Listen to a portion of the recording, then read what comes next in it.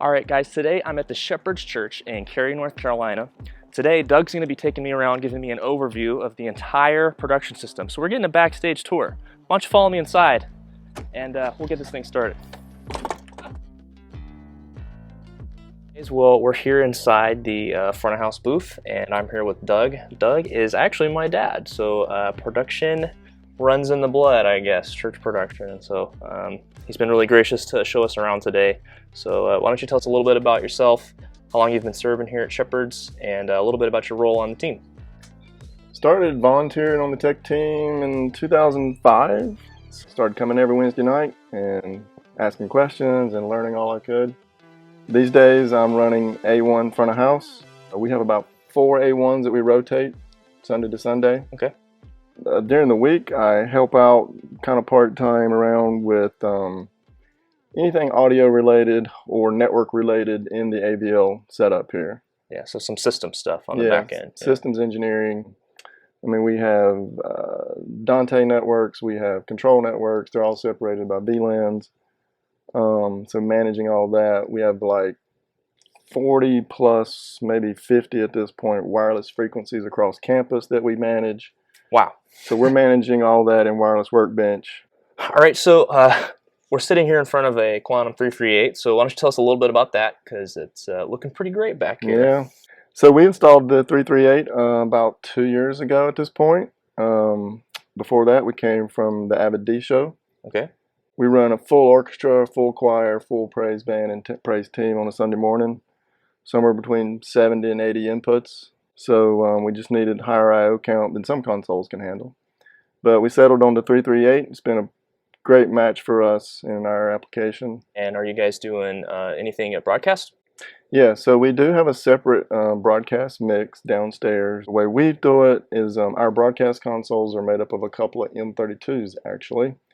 Obviously, it can't handle the same channel count. So we have several things that are grouped and stemmed up here on this console and then sent down to be mixed for broadcast. And what are you guys doing for monitors?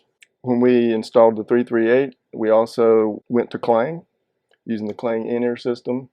We went from wedges on stage to wireless in-ears and Clang. So you guys are using a combination of wireless. You've got some Clang controllers, is that right? The vocalists are all on wireless in-ears, and then the band, the guitars, the piano, the drum, all the band members there are using controllers, the Clang controllers. And then so the vocalists up front, are they using controllers to mix to their in-ears, or are they using the phone app? How are they doing that? So no, they don't use controllers. Only the band members that are kind of stationary are using the controllers. They're using, they'll bring their own devices, they'll mix from that. And then we also, most rehearsals and Sunday mornings, there's a kind of, I call it the monitor engineer, but it's just a guy with a wireless pack on, with an iPad that's walking around that knows how the Clang system works and knows how an in-ear mix should be set up and can help them out. And it varies from singer to singer. Some singers they will take care of it themselves, don't need your help, don't want your help, and then some welcome your help. Talk to me a little bit about the integration from Digico to Clang and how that stuff connects. Yeah, so one thing, we were actually looking at consoles before the 338 came out, and we were looking and evaluated Digico and several others.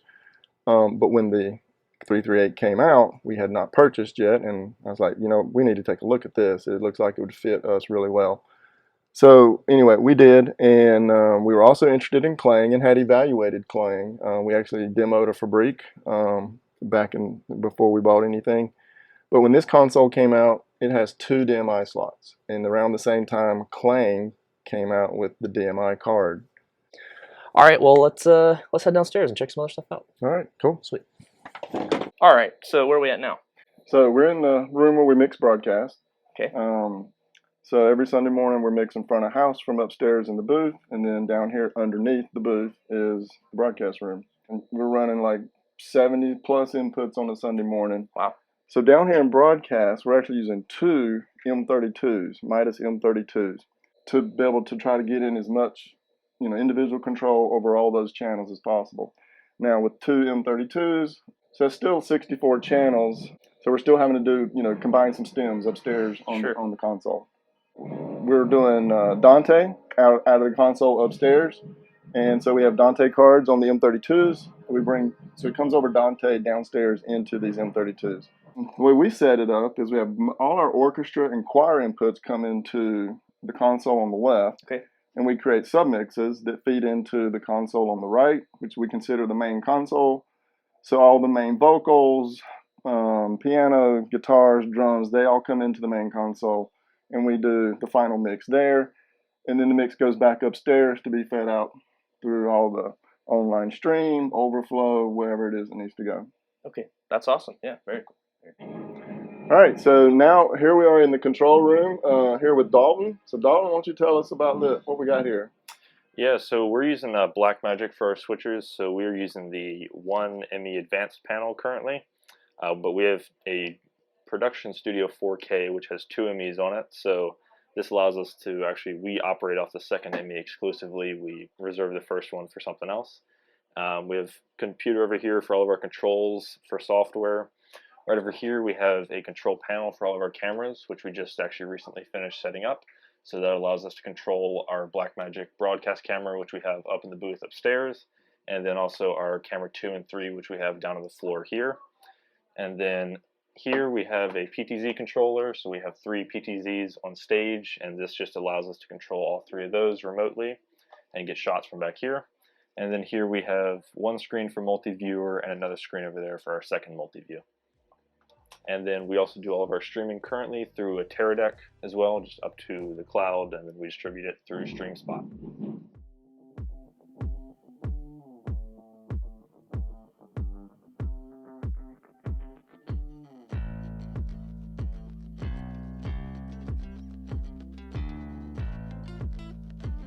Wow, so it looks like you got some orchestra setup over here, rhythm section over here, drums, bass, electric, piano.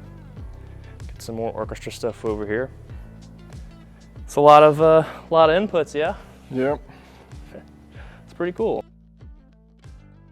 So we're in the stage left amp room, as we call it. This is where we house the wireless gear and the stage boxes for the Q338. We use the ULXD wireless mics and PSM 1000 in-ears. And yeah, we've got switches in here that our fiber comes from front of house into this room. So we've got Dante access in here, of course OptiCore over the fiber. So, and then from here, amps feeding the PA. Awesome. And so how are your stage inputs getting to the Digico racks here?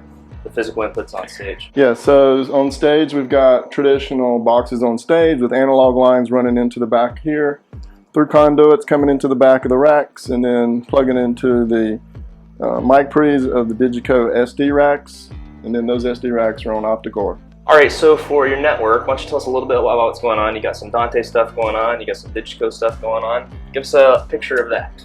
Yeah, so the fiber run is carrying several different VLANs for us. We've got our networks divided up into VLANs, so we keep the primary Dante on one VLAN. We've got Claim control on its own VLAN. We've got console, it's on its own separate VLAN.